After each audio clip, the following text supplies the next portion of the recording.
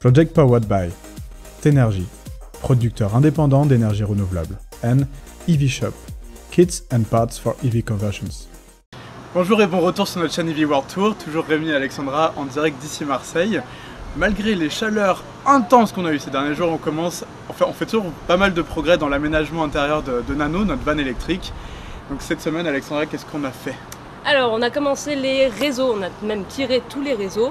On a aussi attaqué l'isolation thermique, notamment le sol, et on vous montre comment on prévoit de faire l'isolation verticale avec la découpe des parements. C'est parti!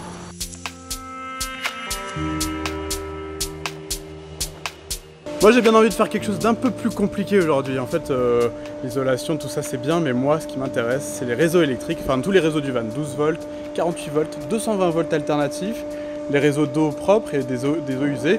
Tout ça il faut le faire avant l'isolation, Alexandra. Donc tu me laisses poser mes câbles avant de poser ton isolation.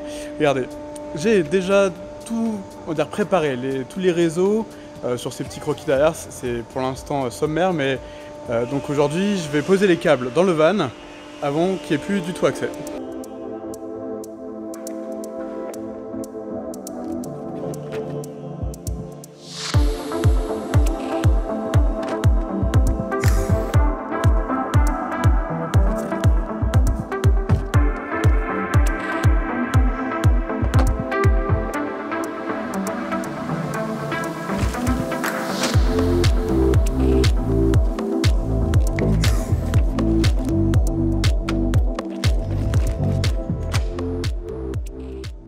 Et moi je me suis mis dehors avec Alexandra parce qu'il y a beaucoup de monde à l'intérieur qui travaille et ça fait du bruit. Et en plus on a un magnifique temps, un magnifique soleil, on en profite pour prendre un peu des couleurs. Donc on vous emmène dans le van pendant qu'Alexandra est en train de faire les garnitures et l'isolation dans le van. Moi je tire tous les réseaux. Je voulais juste vous montrer un peu en détail ce que j'avais commencé à faire. C'est pas forcément évident. Montez à bord. Alors voilà, je suis en train de tirer les différents réseaux. Donc j'ai du 12 volts pour les différents équipements du van.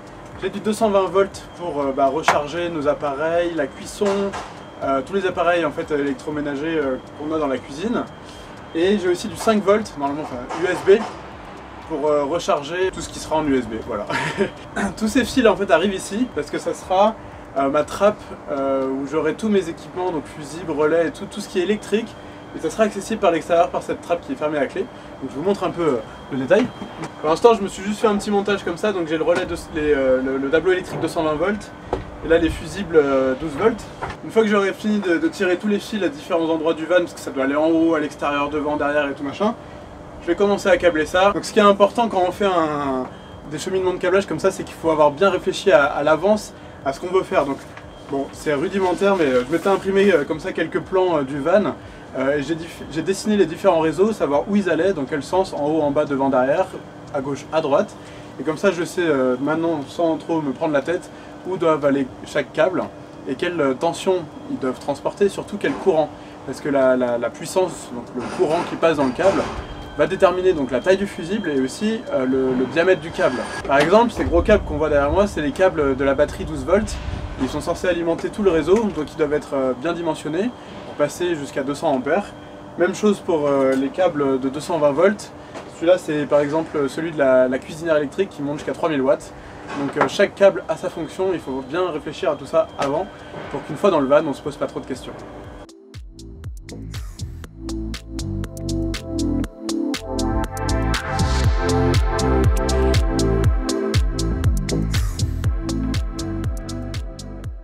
Ça c'est le tableau à 220 volts pour les plaques de cuisson, recharger les appareils électroniques. Ça c'est la boîte de fusible 12 volts et je suis en train de tout câbler. C'est pas la position définitive ici, c'est juste pour savoir où va tomber tout. Une fois qu'il y aura les meubles, il sera fixé, ça sera étanche et tout, et ça sera accessible de l'extérieur.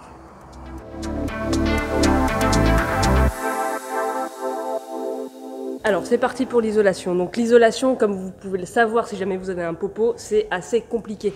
Tout simplement parce que quand on isole un van, on peut créer des corps creux en fait qui vont emmagasiner de l'humidité et vont potentiellement créer de la rouille, comme vous avez pu le voir dans la vidéo précédente, où on a découvert un énorme point de rouille au niveau de la cuisine. Ça prend du boulot, c'est pas très bon pour la structure, donc on veut absolument éviter ça. Pour solutionner ça, tout simplement, ce qu'on a fait, c'est qu'on a regardé l'état des lieux du van avant, donc on l'a divisé en différentes parties et on a regardé comment ça fonctionnait, comment c'était fait avant, s'il fallait améliorer ou pas. De manière générale, le van, il était plutôt sain, sauf pour ce gros point de rouille. Donc on va refaire comme c'était avant, sauf pour la cuisine. D'ailleurs, si vous avez des commentaires ou des petits conseils à nous donner sur le point cuisine, ça serait génial parce qu'on est encore un peu en galère, on ne sait pas exactement où on va. Par vapeur, gouttière, évacuation d'eau, ventilation, j'en sais rien, donnez-nous un truc s'il vous plaît. Et toujours dans une ambiance très bruyante, vous pouvez admirer l'isolation qu'on a faite juste en dessous du faux plancher qui va abriter les batteries. Donc c'est du polystyrène qui est collé en fait au sol. Et c'est juste ce qu'il faut en plus de la lame d'air qu'il y a avec le pack de batterie pour bien isoler le van par-dessous.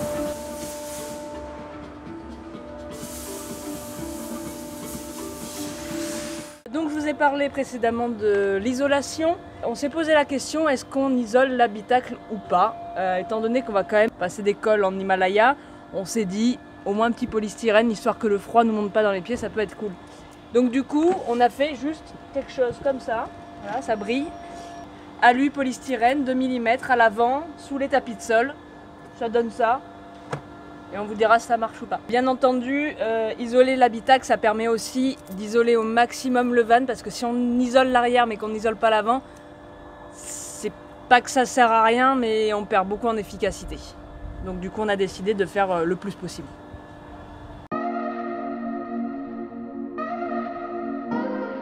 C'est parti mon kiki. Alors du coup, vous allez voir, on s'est lancé sur les parements. On a arrêté de faire l'isolation tout simplement parce qu'on a décidé qu'on ferait les deux en même temps, qu'on collerait l'isolant sur le parement et qu'on viendrait plaquer tout ça d'un seul tenant dans le van.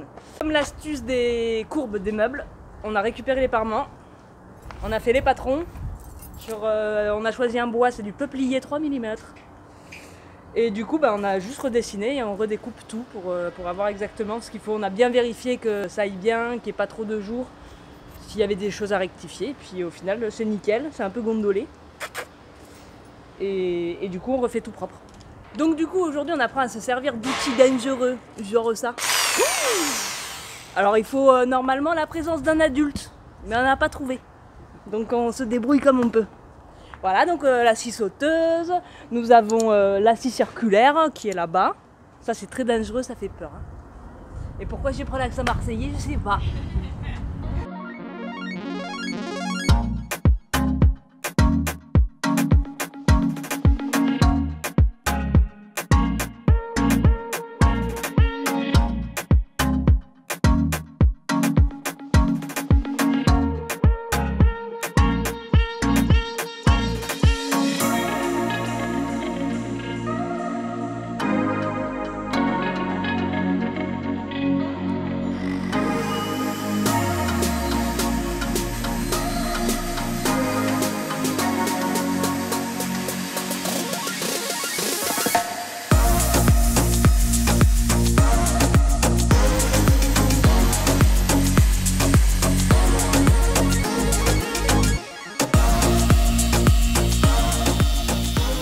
Un petit mot pour vos téléabonnés, Rémi?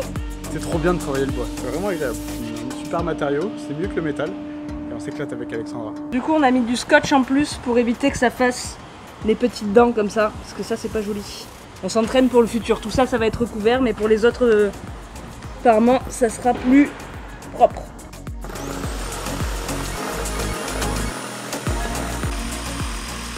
Vas-y Alex, c'est bien. Ça demande une concentration. Ah, tu t'en sors super bien, c'est super propre. Voilà, et là ça fait pas de petits machins. Nickel, top d'astuce.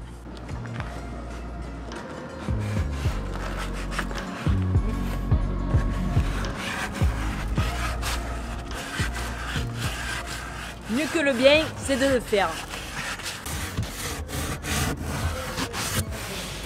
L'amour du bois, c'est comme les fesses d'un bébé.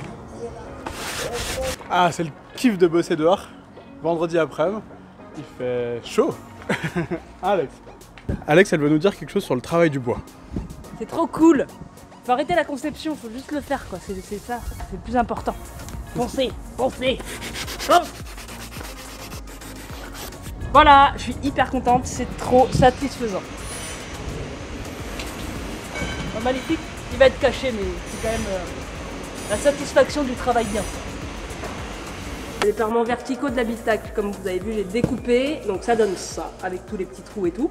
On a gardé les petits trous pour mettre les clips portières, je sais pas comment ça s'appelle, mais ce qui permet de ne pas avoir de vis apparente.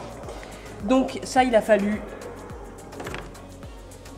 les poncer et les vernir pour protéger de tout ce qui est humidité possible. On va quand même mettre un pare-vapeur, mais comme ça on est sûr qu'il n'y a pas de moisissure.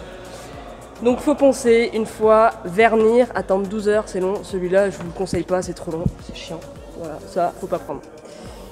12 heures d'attente, retourner, reponcer, 12 heures d'attente, retourner, reponcer, 12 heures d'attente, 2 couches.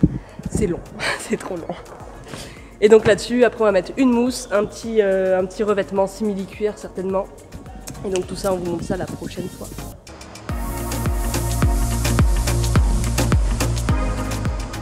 Un grand merci d'avoir suivi cette vidéo jusqu'au bout. C'est toujours un plaisir de vous emmener avec nous dans cette aventure qui est encore loin d'être finie. On a plein de surprises qui vont arriver cet été parce que nous on va continuer à bosser pendant que vous dorez la pilule à la plage. On a des nouveaux sponsors qui arrivent qui vont nous permettre d'acheter les panneaux solaires pour Eve, notre remorque solaire. On a vraiment un énorme chantier qui se prépare, on fait beaucoup de conceptions. C'est peut-être pour ça qu'on sort pas beaucoup de vidéos non plus, mais il y a énormément de choses en cachet. Semaine prochaine, alors la semaine prochaine, on vous montre le nouveau faux plancher qui va pouvoir plus tard accueillir les nouvelles batteries.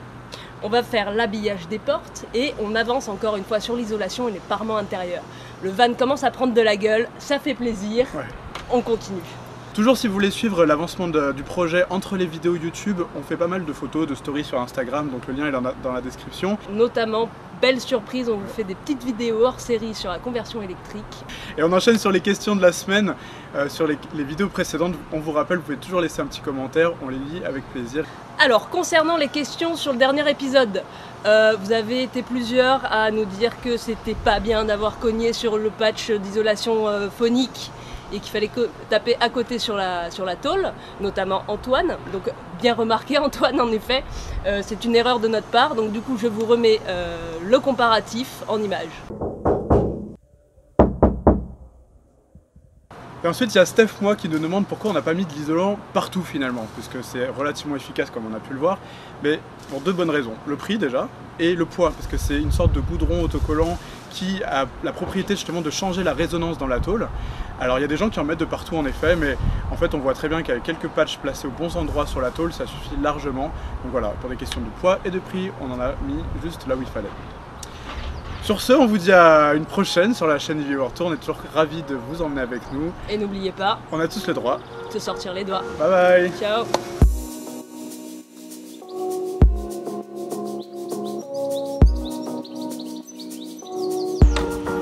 Un petit mot pour vos chers spectateurs. Ça... je sais pas quoi dire. Je prends comme ça, moi je suis prêt, un peu chez Tony. On cadre bien monsieur, on cadre bien. Pas plus bas qu'ici. Ah, c'est moi.